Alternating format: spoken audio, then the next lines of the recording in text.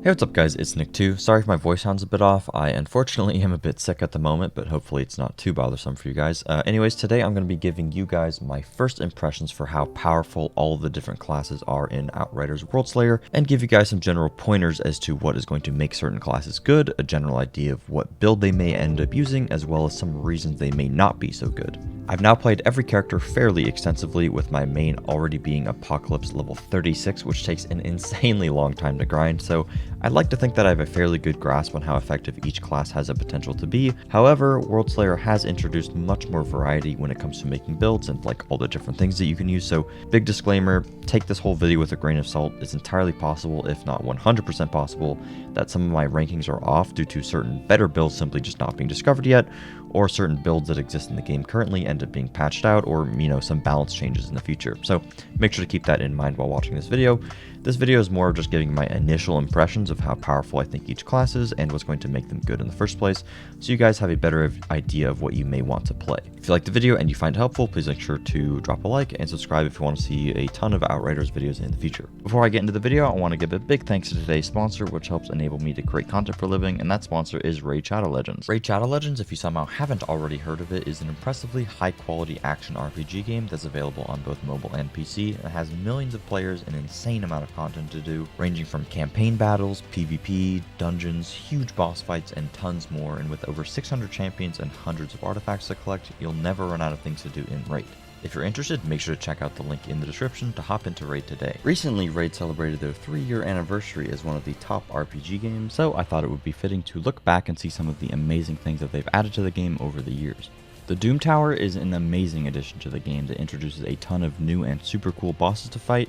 With over 120 levels, the Doom Tower is super expansive and offers a ton of very enjoyable content with plenty of rewards. One of the coolest things they added recently actually is a new Hydra Clan boss. What I love about it is that each head actually has different mechanics. So in order to beat it, you have to use different strategies based on which head you're fighting to actually succeed. It's super challenging, but it's a ton of fun fighting like a Raid style boss, and I can't wait to see more boss fights like it. Lastly, the best thing about Raid is that they continue to add more and more awesome champions every month, constantly giving me something to grind for. One of my favorite things about Raid is how many champions there are to unlock. There's an endless amount of new and interesting champions to get, and being able to fully customize them and seeing how they interact with my other champions is a ton of fun. There's never been a better time to hop into Raid because they're currently running a special Deliana Chase event where new and existing players can get the new legendary champion for free. All you have to do is just log in and play Raid for 7 days between now and July 20th. On top of that, if you're a new player and you enter the promo code MyDeliana in-game, you get a free 50 XP boost so you can get your new legendary hero to level 50 instantly.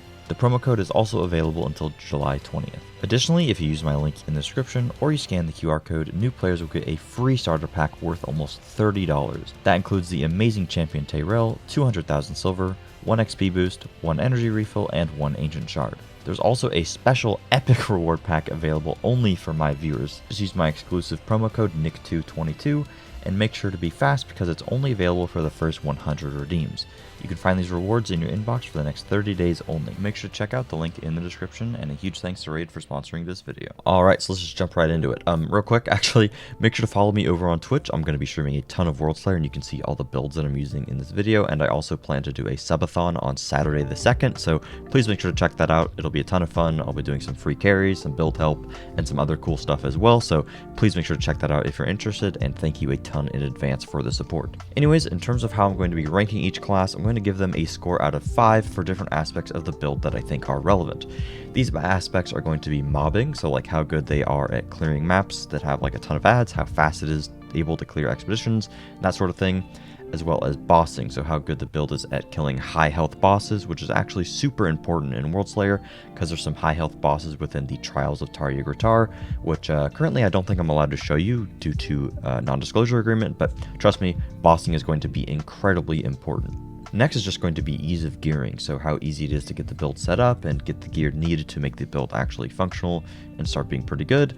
And then next is going to be ease of use, so how easy it is to actually play with the build if it's difficult to optimally use it, if it's difficult to clear maps with it, and if it actually is going to have good survivability or not. For the last ranking, we're going to have team play, so how good the build is when you're playing in a group, if it's going to provide like some good debuff ability for your teammates to do some more damage, some good CC, or if it's capable of just dealing good damage on its own and not requiring other people, so it's kind of self-sufficient in that sense, that sort of thing.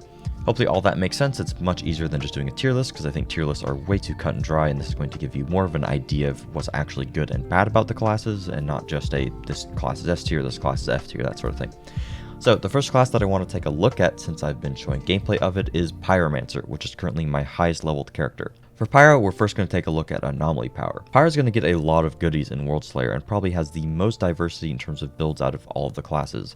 With a Pack Street Convection node giving you an insane amount of cooldown reduction, you're now able to spam skills back to back, which is a crazy amount of fun and is very powerful for pretty much every AP Pyro build. There's a bunch of other stuff within the Pack Street that's really good. It kind of just depends on what build you're playing. You can stack status power, which is good for certain things, scale up how much damage your burn ticks actually do, which is really cool, or reduce your cooldowns even further, or even stack up your explosive damage.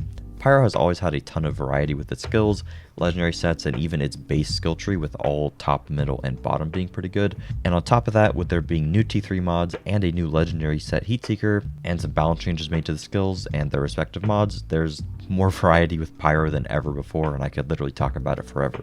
In terms of how good it is, I think Pyro is one of the better classes in Worldslayer. With there being so many build options, how good it is overall is really going to depend on what build you're using. I'm kind of just going to rate it with the build that I've been using, which I currently believe to be the best option. However, that could change in the future. For mobbing anyway, with my build, it's a bit on the slower side, but it's still overall really strong. I'd probably give it a 4 out of 5. But if you were to have a build set up specifically for ad clear, Pyro probably has the best ad clear capability in the entire game. For bossing, I'd also give it a 4 out of 5. With my build, you can kill bosses fairly quickly, and it's really good at elite damage, but it's just not as quick as some of the other classes that we'll get into later. Most Pyro builds that aren't mine will struggle with bossing the most, while ad clear will be their strong suit, so it ends up kind of being a trade-off, while my build is more versatile. In terms of ease of gearing, it's really dependent on the build. I'd say generally it's going to need a good amount of mods to really get going and taking advantage of specific synergies, so I'd probably give it a 3 out of 5 in that respect. Ease of use also really depends on the build. My build is super easy to play and like incredibly tanky, but honestly it really depends.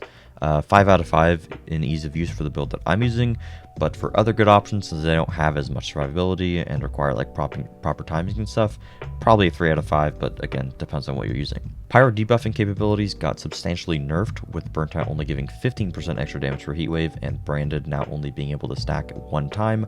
Pyros can no longer just turn any other class into a killing machine simply just by being there. But Burnt Out is still pretty good in the grand scheme of things, and a lot of builds play Ash Blast paired with Death Sentence, which is still a pretty good debuff against enemies, so generally I think it's still one of the better classes to play in a group, probably a 4 out of 5 for team play. Overall, I think Pyro is an amazing class to pick. It's an insane amount of fun. There's a bunch of different versions that you can play with it, and overall, it's the class that I've been having the most fun with so far. In writing this script, I realized that took forever to go over, so for the next classes, I'm going to try to speed this up, because I don't want the video to be super long. Sorry about that. Next is going to be Firepower Pyro. FP Pyro has always had issues, mainly ammo management to keep up volcanic rounds. This has been remedied somewhat by the Pack Street actually doubling your magazine size, as well as a Feed the Flames mod now giving you 40% ammo as opposed to 30% ammo. It's going to help the class a ton, but it's still rough not having something like Toxic Lead or Trick Up the Sleeve just carry your ammo regen. Ultimately, FP Pyro, in my opinion, is still a bit lacking. They did rework the Torture set to help out with Pyro's ad clear capability, which the class is actually fairly good at now, but the issue with FP Pyro currently is that it just doesn't seem to scale up its damage as much as the other classes, and it's going to have issues with single target boss damage. Luckily though, Firepower Pyro is fairly easy to gear up, and I think it is a great option for early APOC tiers, but as time goes on, I think it just gets outscaled by other classes. FP Pyro isn't particularly difficult to play either. As long as you like properly manage your ammo, it's pretty straightforward. It used to have some survivability issues, but I think that's remedied fairly easily with a gear mod or two, so not that big of a deal. For team play, FP Pyro doesn't really offer much at all. You kind of give Ash Blast CC and Death Sentence like I mentioned before, which is fairly helpful. and luckily you're not really reliant on landing those final blows for ammo regen, but you just don't really add that much other than like applying death sense and burn to the enemies. Overall, I do think FP Pyro is a good option early game, but in the long run it ends up just being pretty meh, and it's going to have some serious issues with boss damage. Moving on to Technomancer, let's first take a look at Firepower. Firepower Techno, as I'm sure you guys are already aware, has always been incredibly dominant.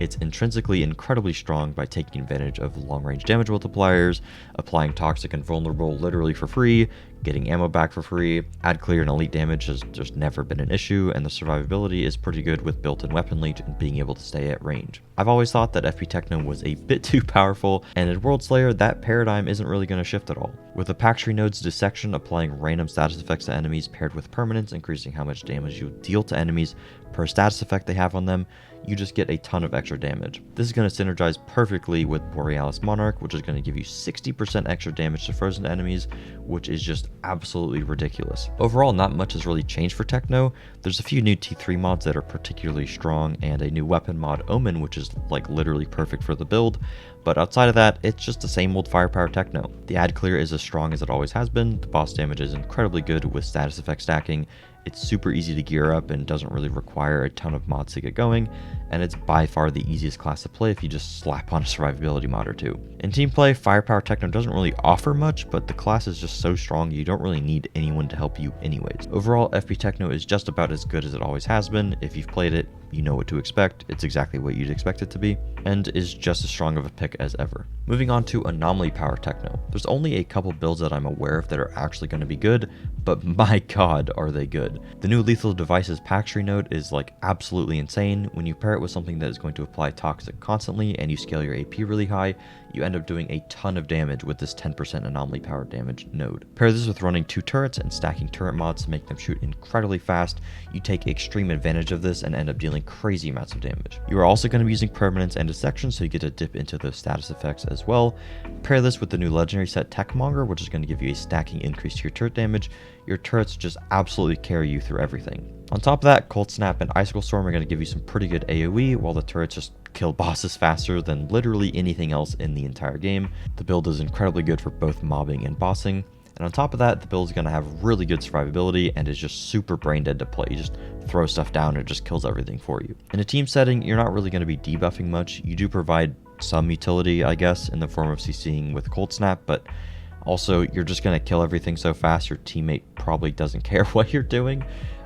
Overall, AP Techno is one of the strongest classes in the game, if not the strongest bossing class in the entire game, and I'd highly recommend it to people that don't want to play Firepower Techno but want to play Techno and just want to play something pretty easy. It's really easy to set up in terms of gearing as well. I kind of forgot to mention that, but you don't really need all that much in terms of gear to get it going. Moving on to Devastator. First off, we're going to take a look at Anomaly Power. AP Dev has always been fairly good. It's had pretty good damage, but it was just a bit lacking in overall clear speed. It was kind of slow at clearing the maps. Luckily, by getting some cooldown reduction, this isn't all that much of an issue anymore, and you end up being able to just spam your Earthquake skill and do crazy amounts of damage. In the Pax tree, you get a node that's going to make your Seismic skills such as Earthquake inherently apply Bleed, which pairs perfectly with Seismic Commander, which is just going to save us an entire mod slot. But the big boy stuff is actually Upheaval and Multi-Strike. These nodes, when taken advantage of properly, allows your Earthquake to do upwards of hundreds of millions of damage because Multi-Strike is going to end up double dipping off of itself. It's unsure if this interaction is intended or not, but with this being the case currently, it makes Anomaly Power Devastator absolutely broken. On top of that, you have literally the best survivability in the game. It's kind of impossible to die, and the build isn't really going to require much at all in terms of gearing. You kind of just slap on a few things, you take advantage of Multi-Strike and Upheaval, and you just deal crazy amounts of damage. The build is super easy to use. You could just run around just smashing your Earthquake button and killing everything. On top of that, Upheaval actually works in a team setting, which is going to enable your teammate to just instantly kill everything. It's like insanely broken. I was on my APOC tier 18 Devastator, and I joined my friend who is APOC tier 35, which is like a crazy jump. And we killed the final boss in Tario Guitar, which I can't show you, unfortunately, in literally 3 seconds. And you can see at the end of it, My upheaval node did so much damage that it literally bugged out and says that I did like negative 2 billion damage. So hopefully that represents how absolutely insane it is. It is of course entirely possible that this ends up getting fixed. I tried to get confirmation from the devs, but they couldn't tell me either way if it was or wasn't going to get fixed. But if it remains in its current form, AP Dev is one of the best classes in the game, if not the single best class at face value. Now let's look at Firepower Devastator. Honestly, I don't even want to talk about this class. It's always been such a disappointment and just so annoying to set up. You run out of ammo, you have to abuse ultimate damage link to actually do anything. I don't know. Truthfully, I haven't really played it much in Worldslayer, but I don't think all that much has changed. From people that have extensively tested it, they tell me that it's just not worth playing and it isn't really good. I could be entirely wrong, and maybe it's just too early to tell if there's something that's viable for them, but since I haven't really looked at it much, I don't think that many people are interested in playing it anyway. I don't know. I'm kind of just going to skip over it in terms of giving it a ranking for the time being. Sorry about that. If you're on a Devastator, just play Anomaly Power anyway. Lastly, we have Trickster, my original main character and my old favorite class. This one really hurts me because Trickster used to be super good and just an absolute blast to play, and like I said, it is the character that I played the most. Unfortunately though, Trickster got kinda shafted in Worldslayer. Truthfully, I haven't played my Trickster a ton, but I have friends who got theirs all the way up to APOC tier 30 that have helped inform me on the class for this video. I don't expect much to change or for there to be any insane discoveries for Trickster, but I just wanted to give that disclaimer anyway, that I could be completely wrong on this. Anyway, getting into it, let's take a look at Firepower first. In the pack tree, we have some pretty appealing nodes such as Goals of Understanding, giving you a 25% chance to deal an extra 200% damage on elites when marked by a deception skill. Overall, this would end up giving you a whopping 50% extra damage against elites.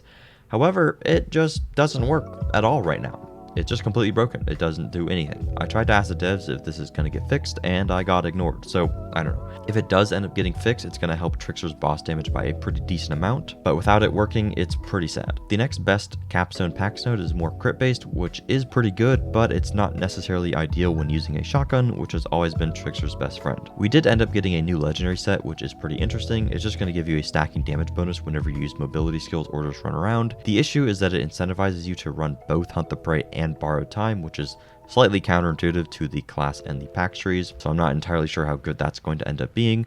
There is a kind of hybrid setup you can do using both Anomaly Power and Firepower, and taking advantage of the pack tree node that's going to convert more AP into Firepower, as well as the new Shield Beast set that gives you Anomaly Power for every percentage of shield that you have. Truthfully, I believe that this is going to end up being the best build for Trickster, but I've heard it does require a very specific playstyle and pretty good gear, although I am admittedly pretty ignorant about that setup. Ultimately, my understanding of Trickster is that it's a bit underwhelming relative to everything else.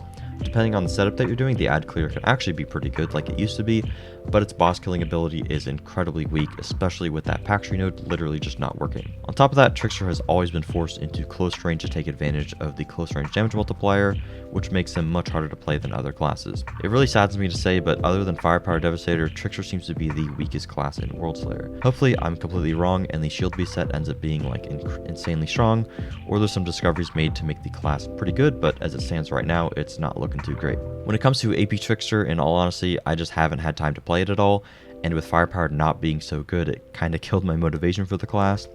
AP has always been kind of a meme. There's a few versions of it that aren't terrible, but it really ends up just being Time Rift kind of carrying you. There may be a version of AP Trickster that's good now. The pack tree does have some pretty good interesting AP nodes, I guess, but I don't know, nobody that I know of really had time to mess around with it, and I didn't have time either, so for now I'm just not going to give it a rating. I'm going to assume that it's pretty hard to set up and there really isn't all that much there, but I could be entirely wrong. Like I said though, the FP AP hybrid with Shield Beast could end up being pretty good. Anyways, hopefully this video ended up answering all of the questions that you guys had. That's pretty much going to do it for my first impressions of the classes and how good they all are. Again, take the whole thing with a huge grain of salt. It's entirely possible that they do end up doing a lot of balance changes, bugs end up getting fixed, or that I'm just really stupid and better builds do exist and they just have yet to be discovered, etc, etc. Anyway, thanks a ton for watching. This video took an insane amount of time and effort to make, so I'd really appreciate you guys dropping a like, and make sure to subscribe for build videos for all of the classes and some other Outriders content. Thanks a ton, and I'll see you guys later. Peace.